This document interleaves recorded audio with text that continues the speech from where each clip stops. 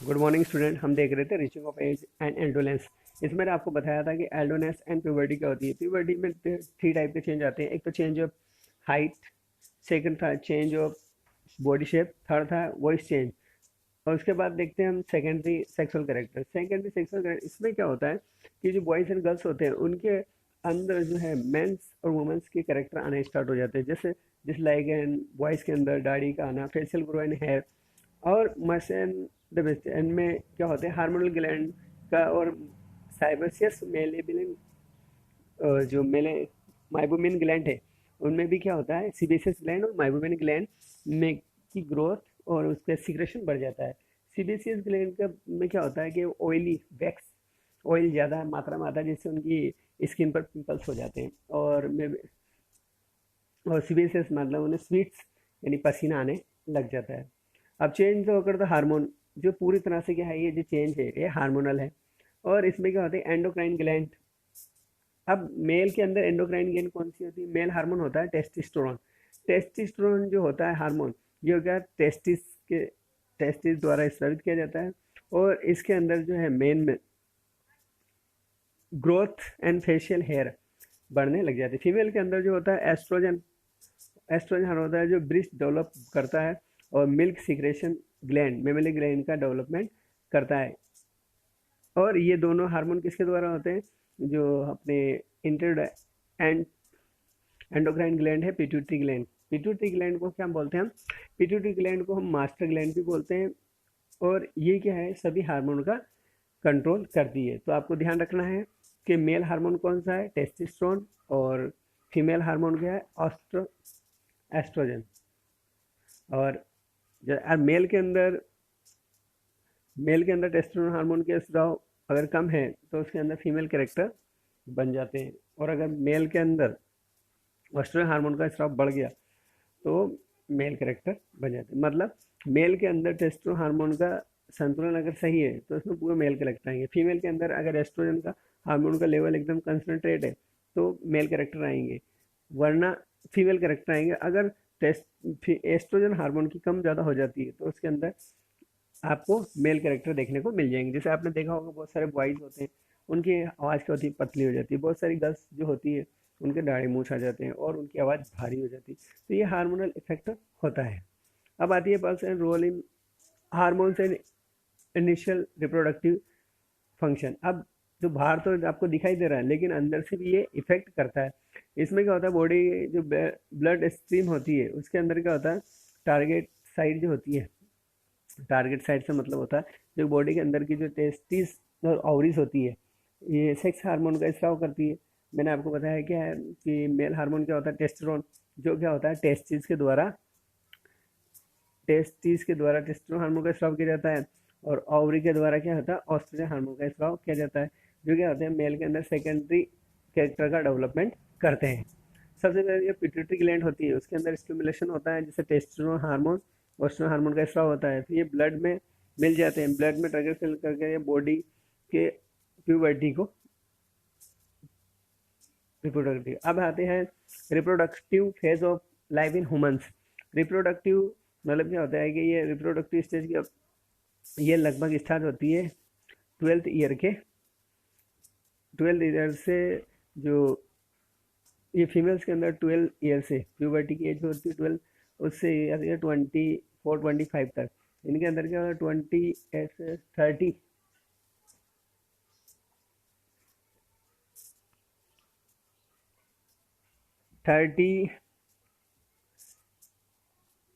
20 से 30, मतलब 11 12 year puberty की एज क्या होती है। प्यूबर्टी एज में क्या होता है फीमेल के अंदर क्या होते हैं इसमें एग सिक्रेशन स्टार्ट हो जाते हैं, मतलब ओवुलेशन स्टार्ट हो जाता है। ओवुलेशन और लगभग 45 and 15 ईयर अप्रोक्सीमेटली ये क्या होता है कि यहाँ पर लगभग अंडे देना जो ओवल फॉर्मेशन में बंद हो जाता है।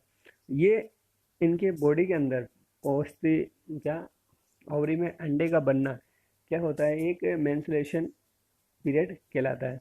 और ये मेंस्ट्रुएशन साइकिल चलती है, ये 28 to 30 डेज की होती है। इस मेंस्ट्रुएशन साइकिल में क्या होता है ये स्टार्ट होती है तो इसे क्या बोलते हैं मेनार्क। ये लगभग कब 12 to 13 ईयर में स्टार्ट होती है, और 45 to 15 ईयर, 45 एंड 20 15 ईयर में ये अंडे बनने की क्रिया और साइकिल बंद हो जाती है, ये रेगुलर रहती है, ये कहलाती है मोनोपॉज। अगर मिनार्क, मिनार्क मतलब जब फर्स्ट मेंस्ट्रुएशन साइकिल स्टार्ट होती है तो ये मिनार्क कहलाएगी। और जब 45 और 50 ईयर, 45 से 50 ईयर के एज में ये मेंस्ट्रुअल साइकिल बंद हो जाती है, ये कहलाती है मोनोपॉज स्टेज। इसके अंदर क्या होता है, एक बनना बंद हो जाते हैं। तो ये फीमेल के अंदर होता है। How in sex of the body determine. अब हम कैसे डिसाइड करते हैं सेक्स डिटर्मिनेशन।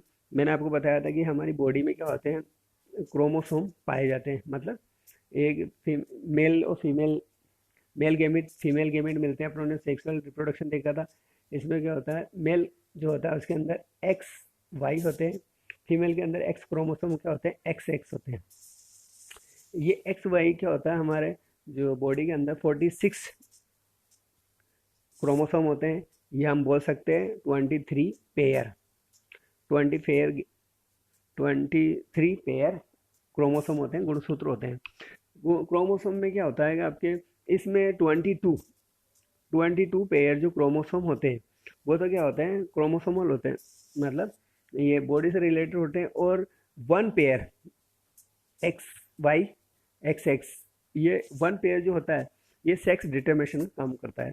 सेक्स डिटर्मिनेशन से मतलब है, अगर वो एक्स एक्स है तो वो क्या है, गर्ल्स है, अगर एक्स वाई है तो ये क्या है, बॉयज है।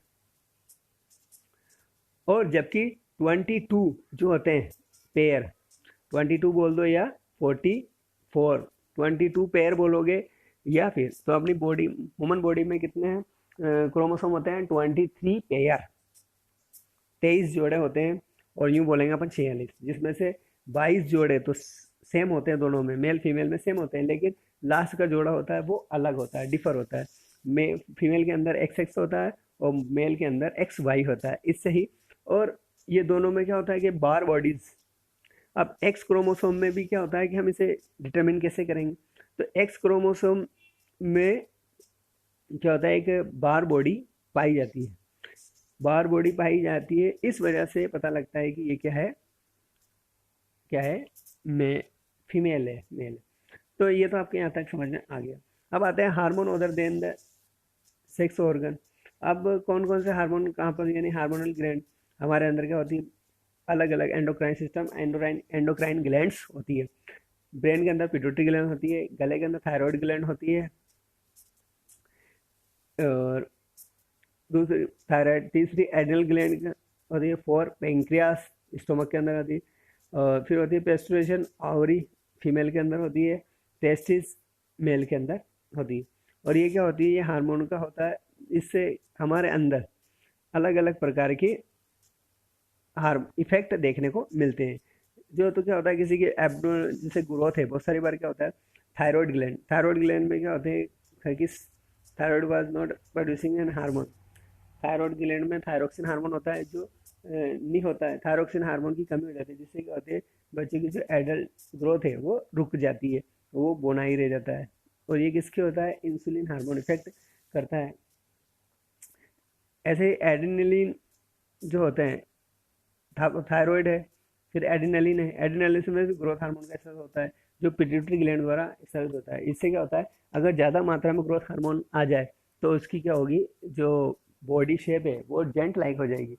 और अगर बॉडी में ग्रोथ हार्मोन कम है तो उसका क्या होगा कि उसकी जो ग्रोथ है वो कम रह जाएगी, यानी बोना रह जाएगा वो।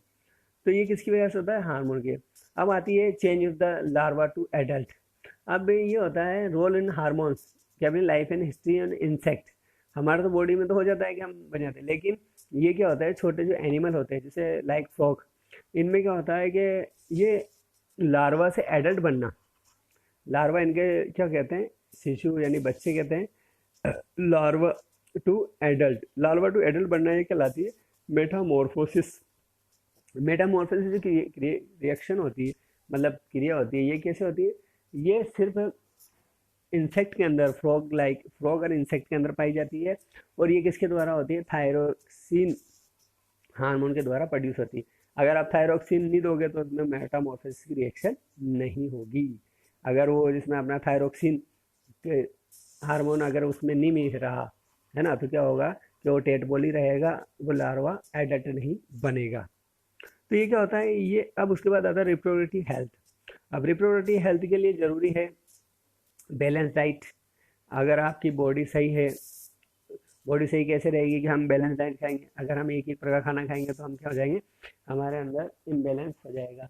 हार्मोन मतलब जो न्यूट्रिएंट है वो इम्बेलेंस हो जाएंगे। न्यूट्रिएंट इम्बेलेंस हो गया तो क्या कहलाएगा, हमारा न्यूट्रिशन नहीं होगा, तो हमारी ग्रोथ प्रॉपर नहीं होगी। तो प्रॉपर ग्रोथ के लिए क्या चाहिए, बैलेंस डाइट। बैलेंस डाइट क्या होती है, बैलेंस डाइट जो होती है, जो कंटेंट इज द एक फिक्स मात्रा में हमारे बॉडी को मिलना चाहिए, यानी ये कहलाती है। अब हमारी और बैलेंस डाइट यानी जित कौन कौन से आपके फूड मिनरल्स होते हैं आपके, जैसे carbohydrate, protein, fats, minerals, vitamin, ये हमें होना चाहिए हमारे बैलेंस डाइट के अंदर। अगर ये नहीं है तो क्या होगा कि वो बैलेंस डाइट नहीं मानेगी। तो जो कंटेंट होते हैं उनकी निश्चित मात्रा में हमें लेना चाहिए, ये कहलाती है बैलेंस डाइट। दूसरा है पर्सनल हाइजीन। पर्सनल हाइजीन का मतलब क्या होता है कि जैसे जब ये एल्डरनेस अवस्था आती है तो इसमें क्या होता है कि बहुत ज़्यादा चेंजेबल होता है। जैसे कि आप मैंने बताया था आपको, सीबेसियस ग्लैंड और माइबोमिन ग्लैंड में हार्मोनल इफेक्ट बढ़ जाता है, जिससे क्या होता है कि इनके बॉडी में पसीना आने लग जाता है और पिंपल्स हो जाते हैं। तो इसमें पर्सनल हाइजीन जरूरी है। पर क्लीनिंग, जिससे क्या है ये आसानी से जो उनको टीन एज के अंदर जो क्लीनिंग है वो जरूरी है, क्योंकि हैंड वॉश, क्योंकि इनमें बैक्टीरियल इन्फेक्शन होने का खतरा रहता है। फिजिकल एक्सरसाइज, अब बच्चों के आगे जो है इनको इस टाइम क्या होता है, इनमें ज़्यादा गुस्सा भी आता है क्योंकि एकदम इनमें फिजिकल और इन्वायरमेंट चेंज होते हैं इस वजह से। तो इनको क्या है, फिजिक एक्सरसाइज के लिए भी इनक्रेजिंग करना चाहिए। एनसेन और ड्रग्स, और इनको कोई भी प्रकार की जैसे कि ड्रग्स मतलब किसी प्रकार की टेबलेट कम से कम या नहीं देनी चाहिए। बहुत सारे इस एज में ड्रग्स लेने स्टार्ट कर देते हैं। ड्रग्स एडिक्शन क्या होता है कि जिससे क्या होता है कि इनके अंदर कुछ भेद, मतलब ये जो होती है ये इमोशनल स्टेज होती है। इस इमोशनल स्टेज के अंदर क्या होता है कि सही तरह प्रॉपर वे में अगर उन्हें गाइडलाइन नहीं तो वो क्या हो जाते हैं, अपने वे से हट जाते हैं और वो डिप्रेशन में आ सकते हैं। तो इस स्टेज में इनका ज़्यादा ध्यान रखना ज़रूरी है। तो ये आपके एल्डोनेस का हो गया। एल्डोनेस में 3 चेंज थे, हार्मोनल इफेक्ट था, और उनमें कौन कौन सी होती है, कैसे कर सकते हैं हम इसमें प्रॉपर वे में, हेल्थी बैलेंस डाइट, एक्सरसाइज और क्लीनिंग, इनके द्वारा हम आराम से स्वच्छ और स्वस्थ रह सकते हैं।